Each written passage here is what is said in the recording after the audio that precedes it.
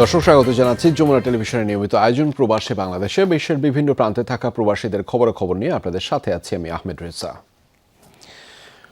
আসন্ন জাতীয় নির্বাচনে ভোট দিতে চান কুয়েত প্রবাসীরা। জীবিকার তাগিদে বিদেশে বসবাস করলেও গণতান্ত্রিক প্রক্রিয়ায় অংশ নিয়ে নাগরিক অধিকার নিশ্চিত করার দাবি জানিয়েছেন তারা। এ লক্ষ্যে জাতীয় নির্বাচন সহ সব নির্বাচনে তাদের ভোট দেওয়ার সুযোগ করে দিতে যথাযথ ব্যবস্থা গ্রহণের আহ্বান প্রবাসী বাংলাদেশিদের। কুয়েত থেকে সহকর্মী মোহাম্মদ হেফজু মিয়ার পাঠানো প্রতিবেদনে থাকছে বিস্তারিত। জীবিকার সন্ধানে দেশ ছেড়ে বিশ্বের বিভিন্ন দেশে বসবাস করছেন প্রায় 1 কোটি বাংলাদেশি। তাদের শ্রম দেশের অর্থনীতিতে বড় ভূমিকা রাখলেও ভোটদানের মাধ্যমে নেতৃত্ব বাছাইয়ে অংশগ্রহণের সুযোগ নেই তাদের। বিভিন্ন দেশে প্রবাসীদের ভোট গ্রহণে নানা ব্যবস্থা থাকলেও বাংলাদেশে এমন কোনো সুযোগ নেই। ফলে বছরের পর বছর গণতান্ত্রিক প্রক্রিয়ায় অংশগ্রহণ থেকে বঞ্চিত হচ্ছেন প্রবাসীরা। জানিয়ে রয়েছে ক্ষোভ, হতাশা। 1,20,00,000 প্রবাসী আমরা ভোট দিতে চাই। সরকারের জন্য আমাদেরকে ভোটার বানানোর জন্য অতি দ্রুত ব্যবস্থা গ্রহণ করে। দেশে গেলেও অবহেলিত, এখানেও অবহেলিত, আমাদের কোনো মূল্যায়ন করছেন না। তাই আমরা যাতে একটা ভোট দিতে পারি সেই ব্যবস্থাটা যাতে সরকার মহোদয় করে। নির্বাচন কমিশনের তথ্য অনুযায়ী দেশে মোট ভোটার সংখ্যা প্রায় 12 কোটি। এদিকে বিদেশে বসবাস করা বাংলাদেশের সংখ্যাও প্রায় 1 কোটি। দীর্ঘদিন দেশের বাইরে থাকা এ বিশাল জনগোষ্ঠীর ভোট গ্রহণের ব্যবস্থা না থাকায় তাদের ইচ্ছার প্রতিফলন হচ্ছে না নির্বাচনে। তাই আসন্ন জাতীয় নির্বাচনে অনলাইন কিংবা দূতাবাসের মাধ্যমে ভোট গ্রহণের ব্যবস্থা করার দাবি প্রবাসীদের।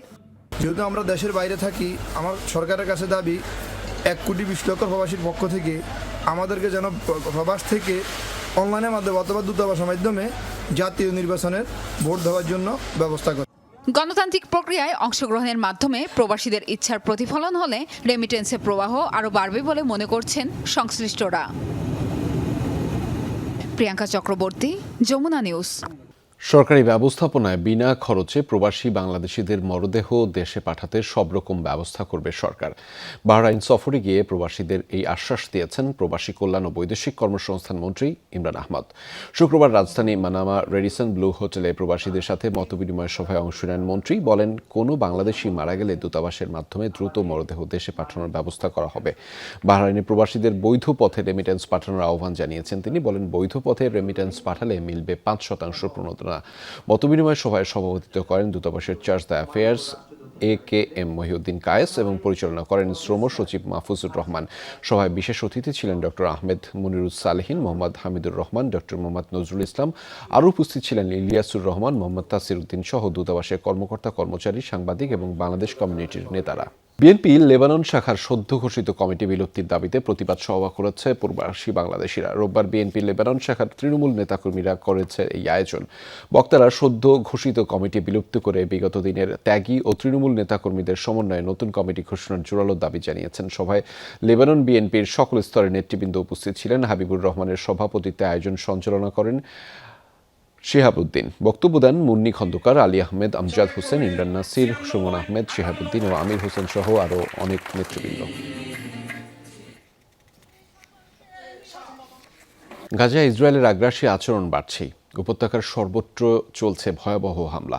বিমান থেকে বোমাবর্ষণের পাশাপাশি চলছে জোরালো স্থল অভিযান। প্রতিনিয়ত হামলায় বিধ্বস্ত হচ্ছে বাড়িঘর। ধ্বংসস্তূপের নিচে চাপা পড়াদের উদ্ধারে খালি হাতে লড়ছে গাজাবাসী। আবারও বড় ধরনের হামলা হয়েছে জাবালিয়া শরণার্থী শিবিরে। ব্যাপক বোমাবর্ষণ হয়েছে দক্ষিণে খান ইউনিসে। সার্বক্ষণিক নজর রাখছে ড্রোন। বিভিন্ন স্থানে অভিযানের ভিডিও প্রকাশ করেছে তেল আবিব। গাজায় চলমান ইসরায়েলি আগ্রাসনে প্রাণহানি 8,000-এর উপর। গাজায় ইসরায়েলের আগ্রাসী আচরণ যেন বাড়ছেই। উপত্যকার সর্বত্র চলছে ভয়াবহ হামলা। বিমান থেকে বোমাবর্ষণের পাশাপাশি চলছে জোরালো স্থল অভিযান। প্রতিনিয়ত হামলায় বিধ্বস্ত হচ্ছে বাড়িঘর।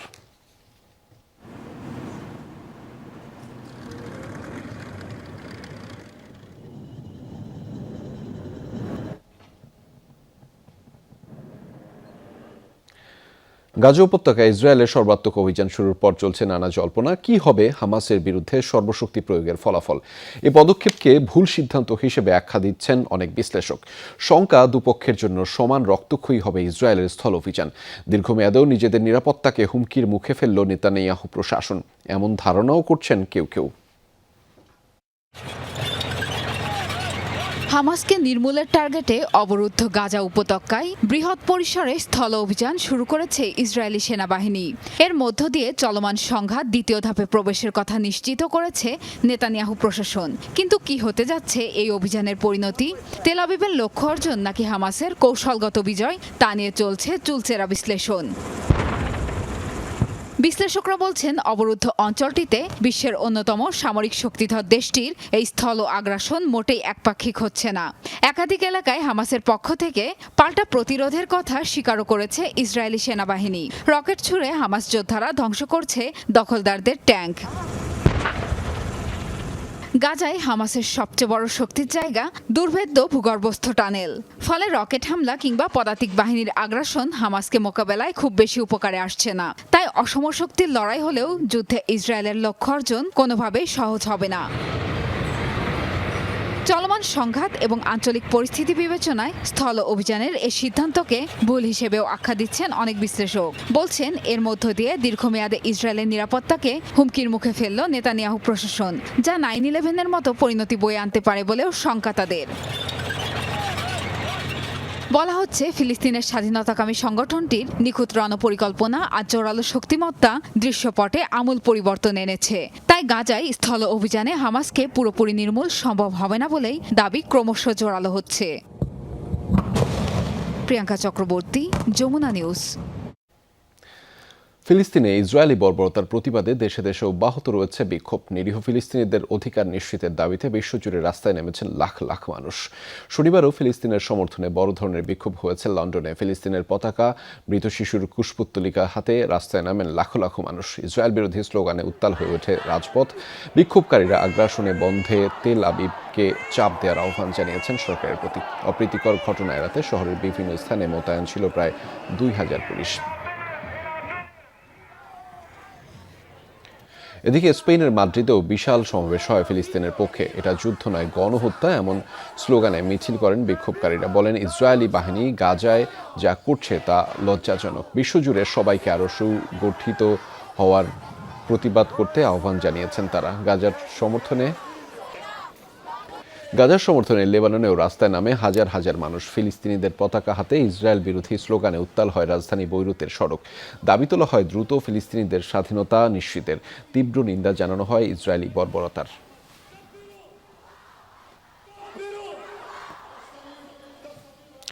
কানাডায় অব্যাহত রয়েছে ইসরায়েল বিরোধী বিক্ষোভ। মার্কিন কনসুলেটের সামনে জড়ো হন বিক্ষোভকারীরা।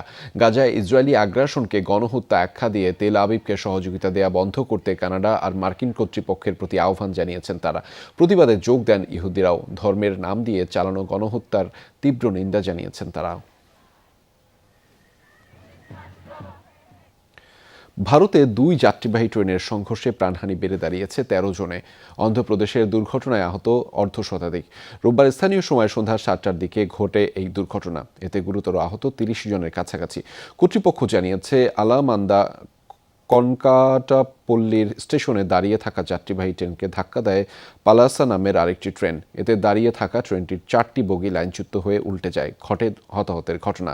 ভুল সিগন্যালের কারণে দুর্ঘটনা ঘটেছে বলে প্রাথমিকভাবে ধারণা করা হচ্ছে। দুর্ঘটনার পর শুরু হয় উদ্ধার তৎপরতা। হতাহতদের স্থানীয় হাসপাতালে ভর্তি করা হয়েছে। এর আগে চলতি বছরের এপ্রিলে ওড়িশায় ভয়াবহ রেল দুর্ঘটনায় 250-র বেশি মানুষ নিহত হন।